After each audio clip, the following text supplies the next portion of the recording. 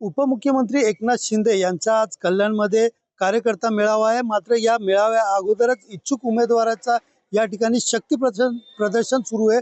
मी सध्या उभा आहे रामबाग परिसरामध्ये आणि आपण पाहू शकता या ठिकाणी इच्छुक उमेदवार चेतन मामूलकर जे 10 ते 12 वर्षापासून म्हणजे शिवसेनेमध्ये कार्यरत आहेत आणि अनेक वर्षापासून या ठिकाणी कुठेतरी आपल्याला संधी मिळेल या संधीचा आपण सोनं करू हे विचार घेऊन या ठिकाणी नागरिकांचे अनेक काम केलेले आहेत।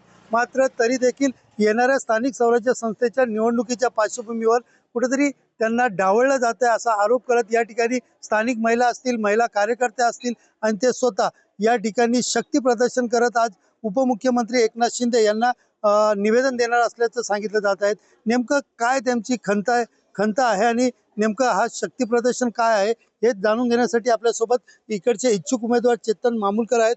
चेतनजी, आज तुम्ही ज्या पद्धतीने लिहिलेत लाडक्या बहिणीचा निवड चेतन मामूलकर अशा वेगवेगळ्याचे स्लोगन हातात घेऊन या ठिकाणी कुठेतरी शक्ती प्रदर्शन करत आहेत, काय नेमकं कारण आहे? मी हा प्रभाग क्रमांक 6 या पॅनलमधून इच्छुक उमेदवार आहे। या पॅनलची जर पार्श्वभूमी तुम्ही बघितलात, आरक्षण जे पडलेलं आहे हे 3 जनरल सर्वसामान्य ज्याच्यामधून मी येतो आणि एक ओबीसी पुरुष असं हे आरक्षण पडलेलं आहे। हे आरक्षण कधी पडत नाहीत। तुम्ही जर कल्याण डोंबिवलीमधलं सगळं आरक्षण बघाल तर अशा पद्धतीचं आरक्षण कुठे पडलेलं नाही। मग आरक्षण पडल्याच्या नंतरही जर आम्हाला संधी मिळणार नसेल तर मग एक कार्यकर्त्याने काय करावं? गटार नाल्यात उतरून काम करणारा कार्यकर्ता म्हणून चेतन मामूलकरची ओळख आहे।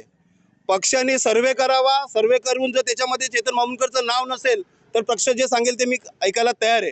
पण एवढी गेली 10-15 वर्ष प्रामाणिकपणे गटार नाल्यात उतरून काम करत असताना जर एखाद्या कार्यकर्त्यावरती अन्याय होत असेल तर तो अन्याय सहन केला जाणार नाही। आणि आमच्या शिवसेनेचे मुख्य नेते आणि महाराष्ट्र राज्याचे उपमुख्यमंत्री नामदार एकनाथजी शिंदे साहेब हे कार्यकर्त्याला न्याय देणारे व्यक्तिमत्व आहेत। त्याच्यामुळे मला संपूर्णपणे विश्वास आहे की माझ्यातल्या कार्यकर्त्याला न्याय देण्यासाठी शिंदे साहेब नक्कीच, मला त्यांच्याबद्दल विश्वास आहे। काय सांगशील, का असं वाटतं की कुठेतरी तुम्हाला डावळलं जातंय? नेमकं तुला असा का संशय येतो? आम्ही काम करत असताना, जर एवढं प्रामाणिकपणे काम करत असताना आणि सगळं एवढं व्यवस्थित चालू असताना बाहेरून जे उमेदवार घेतले गेलेत ते कशासाठी? म्हणजे ते काय आमच्यासोबत फिरणार आहेत का? ते आमच्यासोबत फिरणार नाही। ते आमचं तिकीट, आमच्या हक्काचं तिकीट जर दुसरे घेणार असतील तर आम्ही कसं काय?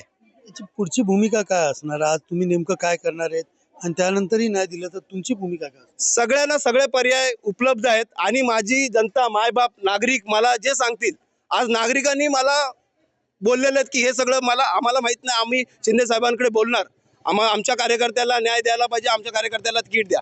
नाही दिलं गेलं तर त्या ज्या पद्धतीने करावं लागेल त्या पद्धतीने नागरिक मला जे सांगतील ते, मी नागरिकांचा कार्यकर्ता आहे, नागरिक जे सांगतील त्या पद्धतीने मी करणार।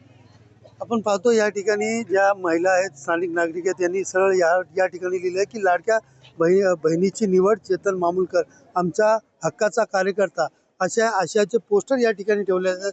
ताई, तुम्ही पण या ठिकाणी आलेले आहेत, त्यांच्यासाठी काय नेमकं कारण आहे? तुम्ही आणि एकनाथ शिंदे यांना तुम्ही काय सांगणार आहात? आमचं हेच कारण की चेतननी 10 वर्ष झाले गटारीत उतरून गल्लोगल्ली जाऊन प्रत्येकाची खबरदारी घेऊन काम केलंय। आम्हाला चेतनला तिकीट द्या, मागून येऊन आता तिकीट मागणाऱ्याला आम्ही सपोर्ट करणार नाही, आम्ही चेतनला सपोर्ट करू। आणि जर एकनाथ दादांनी जर चेतनला तिकीट दिलं नाही तर आम्ही महिला उपोषणाला बसू। ताई, तुमची काय भावना आहे? आजपर्यंत चेतन दादाने आजपर्यंत रक्ताचं पाणी करून गटारेमध्ये उतरून खराटे घेऊन सगळ्या ठिकाणी झाडं वगैरे वायरी सगळ्यांचे काम केलेले। त्याला न्याय जर नाही मिळाला, त्याला जर तिकीट नाही मिळालं तर आम्ही उपोषणाला बसणार। एकंदरीत पाहायला गेलं तर एकीकडे आपण पाहिलं तर बदलापूर आणि अंबरनाथचा जो निकाल लागला त्यानंतर कुठेतरी शिवसेनेचा ताण जो आहे वाढलेला आहे। आणि त्यामध्येच पाहिलं तर कल्याण डोंबिवलीमध्ये पण अशा प्रकारचे इच्छुक उमेदवार यांच्याकडनं शक्ती प्रदर्शन होतं व नवीन जे उमेदवार येतात यामुळे त्यांना तिकीट मिळणार नाही हे कुठेतरी या गोष्टी त्यांच्या मनात आहेत आणि त्यामुळे शिवसेनेला मोठा फटका या ठिकाणी लागण्याची शक्यता देखील वर्तवली जात आहे। सुनील जाधव, TV9 मराठी, कल्याण।